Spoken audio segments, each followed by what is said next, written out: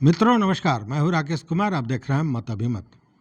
बिहार में शिक्षा विभाग में रोज नया नियम, रोज नए तरह से व्यवस्था बनाने की बात लगातार चलती रही है। मतलब कि हमेशा सुधार के नाम पर जो नियम बदले जाते रहे हैं उससे शिक्षा व्यवस्था दुरुस्त तो नहीं हो पाई और लचर होती जा रही है। वो स्थिति फिर एक बार नज़र आ रही है और वो नज़र आ रही है नियोजित शिक्षकों के स्थानांतरण पदस्थापन को लेकर। देखिए, इसके लिए बाज़ाब्ता स्थानांतरण, पदस्थापन, अनुकंपा पर नियुक्ति और शिक्षा कैलेंडर को तय करने के लिए एक 4 सदस्यीय टीम की गठन हुई थी। उस कमेटी को 15 दिन के अंदर में रिपोर्ट देना था, लेकिन लगभग 40-42 दिन के बाद वो रिपोर्ट तैयार भी हुआ और ये रिपोर्ट पहुंचा मुख्यमंत्री के पास। लेकिन अब जैसे ही ये चर्चा हो रही थी और कयास लगाए जा रहे थे, सारे लोग सूत्रों से जानकारी ले रहे थे कि आखिर जो मसौदा तैयार हुआ है इसको लेकर कमेटी द्वारा, उसमें क्या चीज़ें हैं। उसमें आधिकारिक सूत्र बता रहे थे कि म्यूचुअल ट्रांसफ़र की बातें होंगी और ये तमाम चीज़ चल ही रहा था। तब तक एक नया शगुफा सामने आया और फिर वो नया शगुफा था, वो एक नया प्रयोग था। और वो प्रयोग ये कि शिक्षा विभाग में अब तमिलनाडु मॉडल का उपयोग होगा और इसके लिए बाज़ाब्ता बिहार सरकार की ओर से एक टीम तमिलनाडु मॉडल को देखने गई है। उसके बाद वो आएगी और उसी आधार पर सारी चीज़ों को देखा जाएगा। इसके पूर्व आपको याद होगा कि बिहार सरकार की टीम, जब के पाठक थे अपर मुख्य सचिव, तो बिहार सरकार की टीम शिक्षा विभाग की बाहर गई थी। दिल्ली मॉडल की बात हुई थी, दिल्ली मॉडल का जाकर अध्ययन किया गया था और उस समय ये चर्चा हो रही थी कि दिल्ली मॉडल पर काम होगा। हालांकि देखिए कितना मतलब हास्यास्पद है कि 2022 से ही ये तमिलनाडु स्टेट जो है वह शिक्षा में दिल्ली मॉडल को देखकर अपनी व्यवस्था को बनाए हुए है। और पहले बिहार सरकार ने कहा कि हम दिल्ली मॉडल पे काम करेंगे और उसके बाद अब तमिलनाडु भेजा गया है तमिलनाडु शिक्षा मॉडल का अध्ययन करने के लिए। अब इस स्थिति में आप समझ सकते हैं कि यह जो रोज नया प्रयोग है ये क्या है, इसके पीछे क्या कारण है। तो अगर कारण की बात करें तो शिक्षकों के पदस्थापन, स्थानांतरण का जो ये मामला है, मतलब जिन नियोजित शिक्षकों ने सक्षमता परीक्षा पास कर ली, उनकी काउंसलिंग चल रही है, अब अंतिम दौर में है, उनका पदस्थापन करना है, स्थानांतरण करना है। और ये जरा विवादित विषय है और इसी को लेकर ये कमेटी बनी थी। और जब कमेटी ने मसौदा तैयार कर दिया तब तक ये नई बात आ गई। तो इसके पीछे क्या कारण हो सकता है, अगर इसको ढूंढा जाए तो कई लोगों का ये मानना है कि सरकार नहीं चाहती है कि तत्काल इस विषय पर कोई कार्रवाई हो और इसीलिए नए नए तरीके ढूंढकर इसको लंबा खींचा जा रहा है ताकि यह मामला कुछ दिन और लटकाया जा सके। इसके पीछे एक और कारण है। आपको याद होगा अभी जो जनगणना है वो बाकी है, हर साल होता है। उस स्थिति में एक आध 2-3 महीने के अंदर में वो पुनः काम शुरू होगा। तो एक अंदाज़ा ये लगाया जा रहा है कि सरकार के दिमाग में ये बात है कि 2-3 महीने इस बात को टालो, इस बीच में ये जनगणना का मामला आ जाएगा और सारे शिक्षकों को जनगणना में लगा दिया जाएगा। तो इस दिशा से जो फोकस है वो तत्काल हट जाएगा। तब तक चुनाव आ जाएगा। चुनाव के बाद जो नई सरकार आएगी वो फिर अपना नया शगुफा डालेगी। मतलब कि इस चीज़ों को लंबा खींचने की तैयारी में सरकार लगी हुई है। दूसरे स्थिति में देखें तो इस बात की पुष्टि भी होती है। पुष्टि किस तरह से कि नियोजित शिक्षकों को सक्षमता परीक्षा की बात सामने रखकर जो मुलम्मा दिखाया गया उस पर ये सारे लोग सक्षमता परीक्षा दिए, उसमें बहुत से लोग परीक्षा नहीं दिए। तो नियोजित शिक्षक तो पहले ही दो फाड़ में पट गए, एक वो जो सक्षमता परीक्षा देने वाले थे और दूसरे वो जो सक्षमता परीक्षा नहीं दिए। अब देखिए, जो सक्षमता परीक्षा दिए उनको जो मुलम्मा दिखाया गया कि ये लाभ होगा, वो लाभ होगा, तमाम तरह की बातें वो जानते हैं, आप उसको दोहराने की ज़रूरत नहीं है। तो उस स्थिति में उनको लाभ हुआ या घाटा हुआ? तो यहाँ पे हम यही कह सकते हैं कि एक हम लोग के यहाँ कहावत है कि मनोहर का लड्डू जो खाया वो भी पछताया, जो न खाया वो भी पछताया। वही स्थिति इन शिक्षकों की हो गई। सक्षमता परीक्षा पास किए, काउंसलिंग हो रही है, ये विशिष्ट शिक्षक बन जाएंगे, ट्रांसफ़र पोस्टिंग होगी, लेकिन जहाँ नई पदस्थापना होगी वहाँ ये जैसे ही पहुँचेंगे तो उनका कार्यकाल उसी दिन से माना जाएगा। मतलब जो 15 बरस नियोजित शिक्षक के रूप में उन्होंने काम किया, वो सेवा काल इसमें नहीं जुड़ेगा, ये सर्विस नहीं होगी।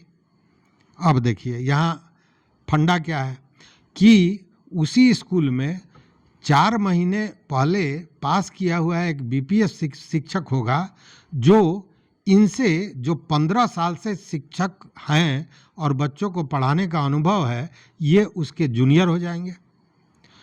अच्छा, उसी के अनुसार इनको जो लाभ मिलना है मिलेगा, चूँकि ये जूनियर हैं अब तो ये एक लंबा जो सेवा काल, जो 15 साल 10 साल इन्होंने काम किया, वो सेवा काल शून्य माना जाएगा, वो है ही नहीं। अब इस स्थिति में ये सक्षमता परीक्षा पास करने वाले शिक्षक कुछ पाए हैं या कुछ खोए हैं, ये तो गहन विषय है और इस पर उन्हीं को सोचना चाहिए कि सक्षमता परीक्षा पास करके ये जो विशिष्ट शिक्षक बनने जा रहे हैं, इससे उनको लाभ होने जा रहा है या हानि हो रही है। इसलिए हमने कहा कि ये मनेर का लड्डू है, जो खाया वो भी पछताया, जो न खाया वो भी पछताया। देखिए, मुख्यमंत्री ने बाज़ाब्ता खुले मन से कहा कि अब सारे लोग विशिष्ट शिक्षक हो गए। एक अंदाज़ा किया जा रहा था कि 15 अगस्त को जो गांधी मैदान से भाषण देंगे मुख्यमंत्री, उसमें इसकी घोषणा भी करेंगे, लेकिन ये भी नहीं हुआ, चूँकि अभी काउंसलिंग हुआ नहीं। अच्छा, अब काउंसलिंग की बात अगर करें तो देखिए काउंसलिंग में कितना बड़ा बवेला खड़ा हो चुका है। काउंसलिंग अभी तक जो हुआ है उसमें लगभग 40,000 ऐसे शिक्षक हैं जिनकी काउंसलिंग अधूरी पड़ी हुई है, काउंसलिंग नहीं हो पाई है।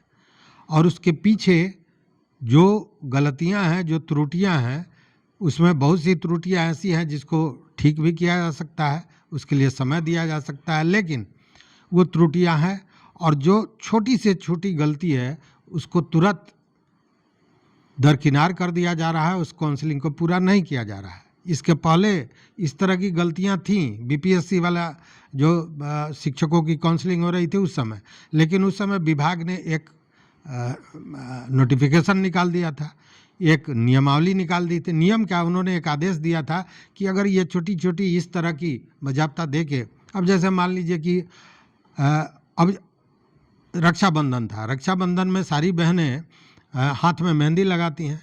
अब उस मेहंदी के चलते कभी कभी थंब इम्प्रेशन काम नहीं किया, ओटीपी नहीं आया, अब उसके चलते उनकी काउंसलिंग अधूरी पड़ गई, या आधार कार्ड में नाम के स्पेलिंग में कुछ गड़बड़ी है। ये तमाम छोटी छोटी चीज़ें हैं जिसके चलते ये सारी चीज़ें रुकी हुई हैं। अब प्रश्न ये उठता है कि इन लोगों का क्या होगा। अब इन लोगों को पुनः बुलाया जाएगा और व्यक्तिगत रूप से देखा जाएगा, तो एक ये प्रॉब्लम है। दूसरा प्रॉब्लम उन लोगों को आने वाला है जो बिहार के बाहर के शिक्षक हैं।